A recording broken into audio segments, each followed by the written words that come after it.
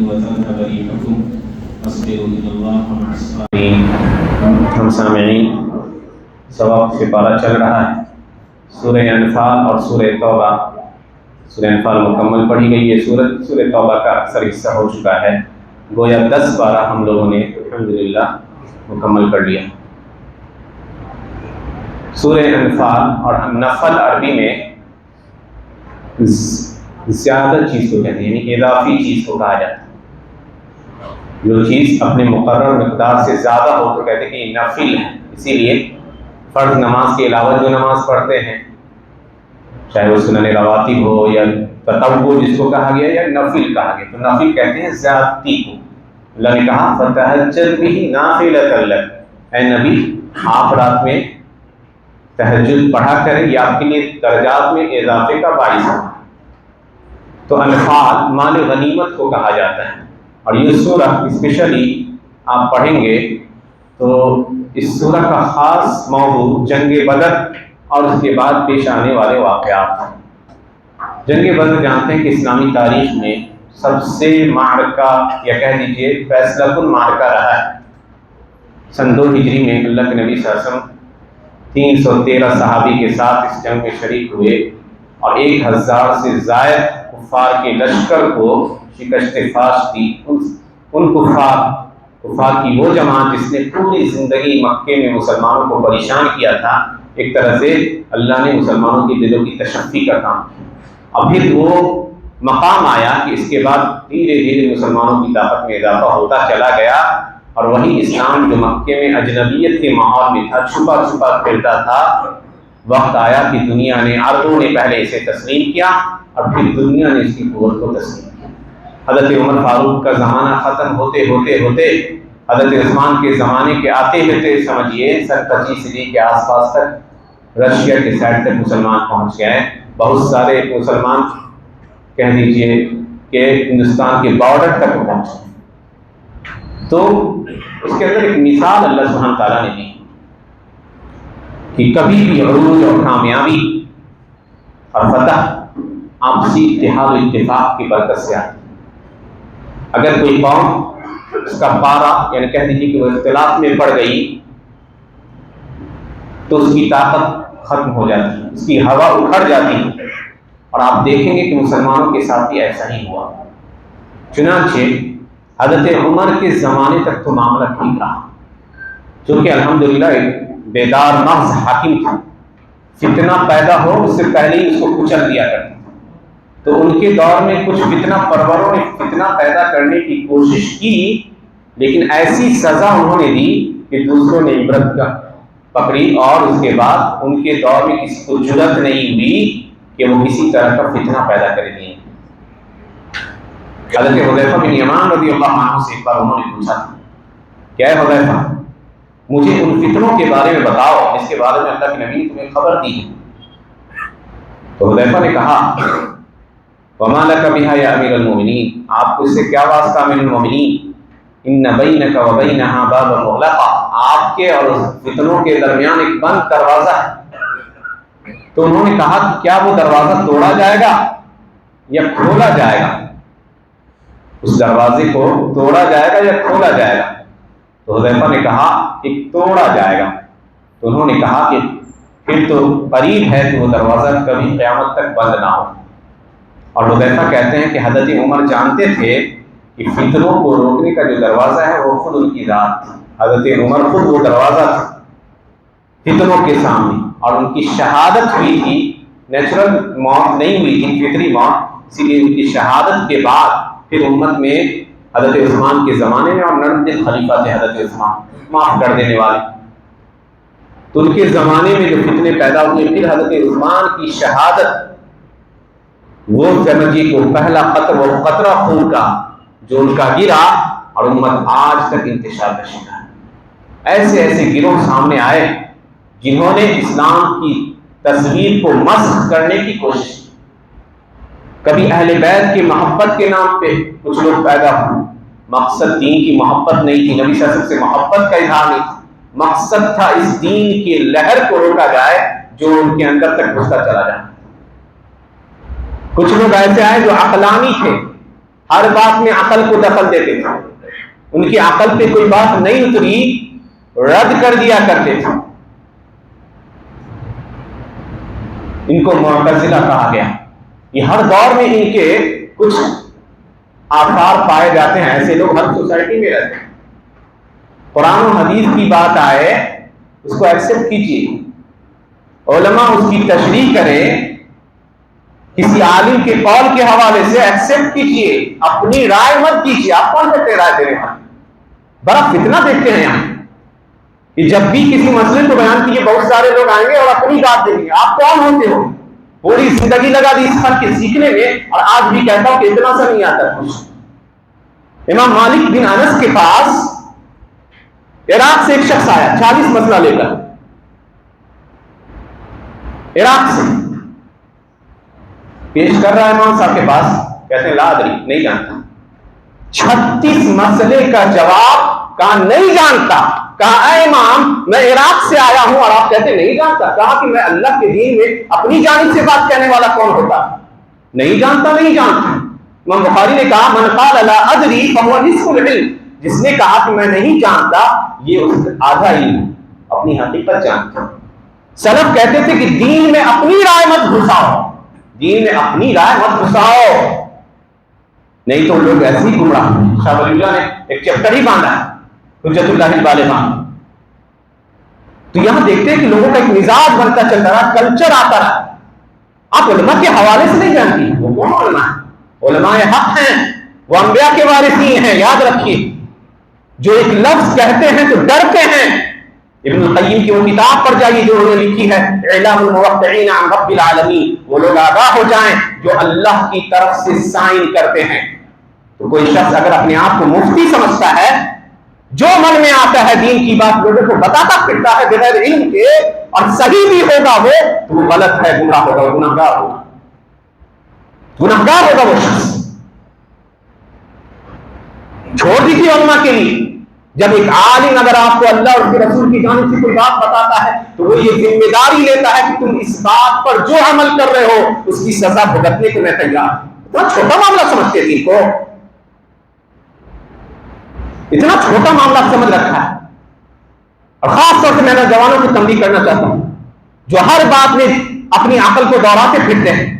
یاد رکھیے سرنڈر کیجیے. مومن کی شان یہ ہوتی ہے کہ اللہ اور اس کے رسول کی بات جب بتائی جاتی ہے تو کہتے ہیں آمن اطعنا و سمعنا، ہم نے سنا اور اطاعت کی. یہ شان ہونی چاہیے. دین سیکھیے اپنی اصلاح کے لیے، دین سیکھیے اپنی اصلاح کے لیے. آپ جتنا کچھ سیکھتے ہیں آپ کی ذات پہ کتنا اثر پڑتا ہے اس کو دیکھیے. اختلاف کو ہوا مت دیجیے اور شاذ قولوں کی پیروی مت کیجیے. علماء نے کہا ہے من تتبع الشواذ فقد تزندہ.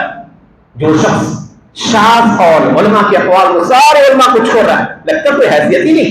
ان کی قربانیاں رہی جناب، انہوں نے پوری پوری زندگی لگا دی. پڑھ جائیے امام بخاری کی سوانح حیات، پڑھ جائیے شافعی کو، پڑھ جائیے ابو حنیفہ کو، احمد بن حنبل کو. آپ کیا جانے گئے امت دین کے لیے آپ نے کیا کیا؟ وہ لوگ اپنی نیند کو حرام کرتے تھے، اپنی معیشت کو حرام کرتے تھے. آج آپ خوب کما رہے ہیں. کیا وہ لوگ جو دین کا کام سنبھالتے ہیں ان کے اندر اتنی ایبلٹی نہیں ہے کہ وہ آپ سے زیادہ کما سکے؟ کمانے کی استطاعت ہے، لیکن وہ اللہ کے لیے، اس کے دین کی بلندی کے لیے اس کام میں لگے ہیں. اور آپ آتے ہیں ان سے انہیں اٹھاتے ہوئے کہتے ہیں کہ آپ کون ہوتے ہو؟ یہ میری رائے ہے. ایسا نہیں ہونا چاہیے. آپ کو کوئی حق نہیں ہے.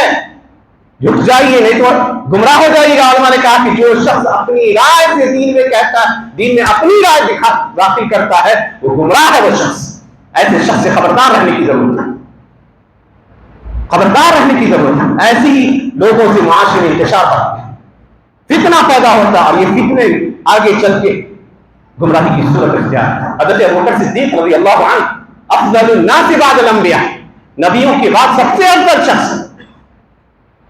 آپ تواضع دیکھ لیجیے.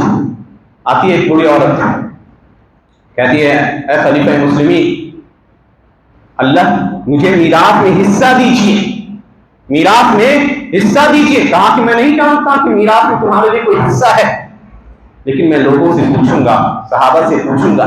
سب سے بڑے عالم تھے صحابہ میں، اللہ کے نبی کے بعد سب سے بڑے عالم. اور دیکھ لیجیے چھوٹے صحابہ کو یہ مسئلہ پتا ہے، خود ان کو پتا نہیں. تو علم ایسی چیز ہے کوئی دعویٰ نہیں کر سکتا کہ وہ سب کچھ جانتا ہے۔ اللہ نے کہا وَفَوْقَ كُلِّ ذِي عِلْمٍ عَلِيمٍ، ہر جانکار سے بڑھ کر ایک جانکار ہے۔ پوچھا صحابہ سے، محمد بن مسلمہ اور مغیرہ بن شعبہ نے کہا کہ نبی صلی اللہ علیہ وسلم نے چھٹا حصہ دیا ہے میراث میں، چنانچہ اس کو دیا، اور کہتے تھے کہ مجھے ڈر لگتا ہے کہ میں نبی کی ایک سنت کو چھوڑ دوں گا تو گمراہ ہو جاؤں گا۔ تو صحابہ اپنے اوپر گمراہی کا خوف کھاتے تھے، علماء ائمہ کرام اپنے اوپر گمراہی کا خوف کھاتے تھے کہ ایک سنت کو چھوڑ دیں۔ حضرت علی کہتے لو کان الدین بالرائے، دین میں اگر رائے کو دخل ہوتا تو موزے کا نچلا حصہ زیادہ حقدار تھا کہ اس پہ مسح کیا جائے، کیونکہ گندگی اسی پہ لگتی ہے، لیکن میں نے اللہ کے نبی کو اوپر حصے کو کرتے دیکھا، اسی لیے میں اوپر مسح کرتا۔ تو دین میں رائے نہیں ہے، اپنی رائے مت ڈالیے۔ اور جب علماء اپنی رائے سے اجتہاد بھی کرتے ہیں تو انتہائی ڈرتے ہوئے کرتے ہیں، ایسا نہیں ہے کہ وہ جو منہ میں آیا بول دیا، وہ ذمہ داری لے رہے ہیں اللہ کے سامنے۔ اللہ نے کہا وَلَا تَقُولُوا لِمَا تَصِفُ أَلْسِنَتُكُمُ الْكَذِبَ هَذَا حَلَالٌ وَهَذَا حَرَامٌ لِتَفْتَرُوا عَلَى اللَّهِ الْكَذِبَ، جو زبان پر آ جائے مت کہو کہ یہ حرام ہے یہ حلال ہے تاکہ اللہ پر جھوٹ باندھو۔ جو لوگ اللہ پر جھوٹ باندھتے ہیں کبھی کامیاب نہیں ہوتے۔ اور اسی طرح کے لوگوں کے معاشرے میں فرقہ بندیاں پیدا ہوتی ہیں، فرقہ بندیاں پیدا ہوتی ہیں۔ اللہ نے کیا کہا سنیے سورہ آل عمران میں، کہا وَلَا تَكُونُوا كَالَّذِينَ تَفَرَّقُوا وَاخْتَلَفُوا مِن بَعْدِ مَا جَاءَهُمُ الْبَيِّنَاتُ وَأُولَٰئِكَ لَهُمْ عَذَابٌ عَظِيمٌ۔ ان لوگوں کی طرح مت ہو جاؤ جنہوں نے آپس میں اپنے آپ میں اختلاف کیا، واضح آیات کے آ جانے کے باوجود اختلاف میں پڑے، اللہ نے کہا ان کے لیے بڑا عذاب ہے۔ یوم تبیض وجوہ وتسود وجوہ، جس دن بہت سے چہرے روشن ہوں گے اور بہت سے چہرے سیاہ ہوں گے۔ پڑھ جائیے ابن جریر طبری رحمۃ اللہ علیہ کو لکھتے ہیں کہ اس امت کا ہر وہ شخص جو ان لوگوں کے مانند ہوتا ہے، اختلاف کرتا ہے واضح آیات کے بعد آنے کے بعد، اس کا انجام یہی ہے کہ ایسے شخص کے لیے اللہ نے عذاب عظیم تیار کر رکھا ہے، اس کے چہرے سیاہ ہو جائیں گے قیامت کے دن۔ یاد رکھیں دین میں اپنی رائے سے بولنا یہ آسان چیز نہیں ہے، دین میں فتویٰ بازی آسان کھیل نہیں ہے جو بہت سارے لوگوں نے اپنا مشغلہ بنا رکھا ہے، اور اسی سے امت کی راہیں کمزور ہوتی گئی۔ آج دیکھ لیجیے ایک بڑی تعداد ہونے کے باوجود آپ کی کوئی شان و شوکت نہیں، امت کا ایک گروہ کو بدنام کرنے کی کوشش کی جاتی رہی، دوسرے تالی بجاتے رہے، وہابی ہے سلفی ہے، دوسرے کے ساتھ ہوا تو یہ لوگ خاموش ہیں۔ وہی مثال ہے جو اسپین میں دیکھا گیا تھا، بہت سارے لوگ تمنائیں پالتے ہیں مسلمانوں کے اس ملک سے نکال دیں گے، لیکن حالات ہم خود پیدا کر رہے ہیں۔ اسپین میں کیا ہوتا تھا کہ مان لیجیے غرناطہ ایک شہر ہے، قرطبہ ایک شہر ہے، برشلونہ ایک شہر ہے، مریا ایک شہر، الگ الگ شہر، مسلم حکمران بٹے ہوئے تھے۔ جب غرناطہ پہ حملہ ہوتا تو سارے لوگ مل کے اس کے خلاف عیسائی بادشاہوں کی مدد کیا کرتے۔ وہی حال ہماری، ہم فرقہ بندیوں میں بٹ گئے ہیں، دین کے نام پہ، ذات پات کے نام پہ، مسلک کے نام پہ، علاقے کے نام پہ، نہ جانے کن کن ناموں سے۔ اور اگر کسی ایک گروہ کو کے خلاف میڈیا میں پروپیگنڈا چلایا جاتا ہے تو بہت سارے لوگ آتے ہیں ان کے خلاف بکواسیں شروع کر دیتے ہیں۔ یہی حال ہے ہمارا۔ ایسی قوم کیسے فلاح پائے گی جو قرآن و سنت کو اپنا مرجع نہیں بناتا؟ ایسی قوم کیسے فلاح پائے گی جو تفرقہ بازی کو بڑھاوا دیتی ہے؟ اللہ نے کہا وَأَطِیعُوا اللَّهَ وَرَسُولَهُ، اللہ اور اس کے رسول کی پیروی کرو، آپس میں تفرقے بازیاں مت کرو، نہیں تو تمہاری طاقت کمزور ہو جائے گی۔ طاقت کمزور ہو گئی، اگر چاہتے کہ آپ کی طاقت مضبوط ہو، آپ کی شرح مندی مضبوط ہو، تو پھر قرآن و سنت کو اور صحابہ کرام اور سلف صالحین امت کے ان علماء کی قدر کیجیے جنہوں نے اپنی پوری زندگی لگا دی تھی اس دین کی خدمت۔ آپ جانتے ہیں 10 سال کا ایک بچہ نکلتا ہے، ابن مندہ کتاب الایمان کی بڑی شاندار کتاب ہے، 10 سال کی عمر میں علم حاصل کرتا ہے، اور جب لوٹتے ہیں تو 50 سال کے بعد اپنے گھر لوٹتے ہیں۔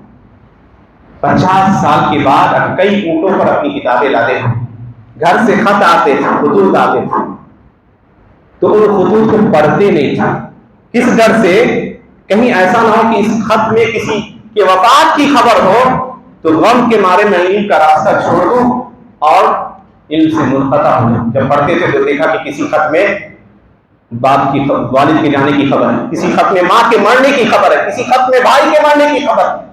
ایسی قربانی امت میں کبھی نہیں کسی نے دی۔ امام بخاری رحمۃ اللہ علیہ جن کے بارے میں آج کہہ دیجئے کہ امت ان کے پاؤں دھو لے، ایسی شخصیت کہ 2 گز زمین بھی نہیں دے سکے ان کے شہر کے لوگوں کو، 2 गज زمین بھی نہیں. نکال دیا بخارا سے. کیوں نکالا؟ کیا جرم تھا؟ کوئی جرم نہیں تھا. پڑھاتے تھے لوگوں کو, سارے بچے آتے تھے. بادشاہ حاکم وقت نے کہا ہمارے بچے عام لوگوں کے ساتھ نہیں رہ سکتے, اسپیشل درس ہمارے یہاں آ کے پڑھائی. کہا یہ نہیں ہو سکتا, یہ اللہ کے نبی کا دین ہے, سب برابر ہے. اتنی سی بات پر اس حاکم نے ان کے خلاف ایسے لوگوں کو خریدا جو ان کے خلاف پروپیگنڈا کرتے ہیں. یہاں تک کہ امام بخاری کو بخارا شہر چھوڑنا پڑا اور بے بسی کی عالم میں بخارا سے کئی میل دور خرکنیک ایک شہر تھا, عید کی رات میں وفات پائی. جس شخص نے بچپنے سے لے کر آخر عمر تک سنت نبوی کی خدمت کی, امت نے یہ سکھا دیا. تو علماء ہر زمانے میں, امام احمد بن حنبل نے لکھا ہے الرد علی الجہمیہ ان کی کتاب ہے, کہ علماء کے آثار کتنے اچھے ہیں لوگوں پر, وہ لوگوں کے لیے کتنے فائدہ مند. اور اس کے برعکس دیکھیے کہ لوگوں کے آثار علماء پر کتنے برے. چھوٹی چھوٹی بات پر اپنے علماء کو طنز و تشریح کا نشانہ بنا. یہ دین نہ میری جاگیر ہے نہ کسی کی جاگیر, یہ اللہ اور اس کے رسول کا دین. اور ہر عالم چاہتا ہے کہ وہ حق آپ تک پہنچائے اپنی روز.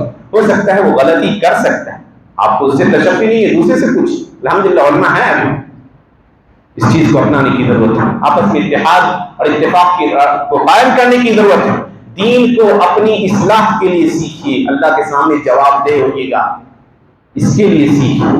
آپ نے جانا تو کیا عمل کیا اس لیے سیکھیے, نہ کہ دین کو آپس میں حجت بازی اور خاص بیکار کی بحثوں کے لیے نہیں سیکھیے. اللہ سبحانہ وتعالیٰ سے دعا ہے کہ اللہ سبحانہ وتعالیٰ ہمیں نیک توفیق عطا فرمائے اور ان باتوں پر عمل کی توفیق عنایت فرمائے. آمین. الحمد للہ رب العالمین.